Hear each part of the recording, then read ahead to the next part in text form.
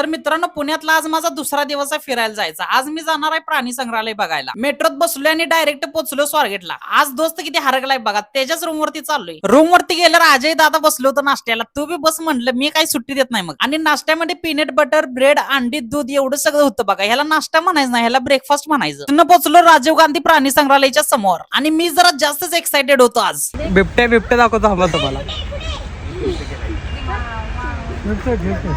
बिबट्या जरा उपास होता आज, त्यामुळे तो काय ही करणार, तिथले तिथेच येडं मारायला. पुण्यातल्या लोकांसारखं दुपारची झोपायची सवय वाघांना पण लागल्या बघा. दगड मारूया काय?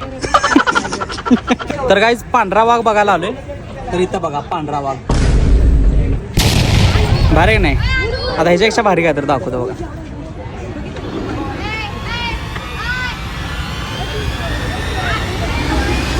तर मित्रांनो, खरं सांगतो तुम्हाला, वाघ एवढ्या जवळ मी पहिल्यांदा बघितला होता बघा. एवढा भारी होता ना, नाद करायचा नाही बघा. तो पण पांढऱ्या कलरचा वाघ आहे बघा. विषय हा कार्यक्रम तर झालाय आज. काय पण म्हणा, पण वाघ डेंजरस होता बघा. एक नंबरच होता. पैसे इथंच फिटला आमचं सगळं.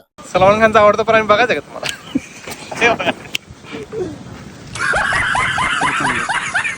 त्यानंतर गेलो तो सिंह बघायला, पण आम्हाला दिसलाच नाही कारण उन्हामुळे झोपला होता बघा. तर आजच्यासाठी एवढंच आहे गाईज, भेटूया उद्या.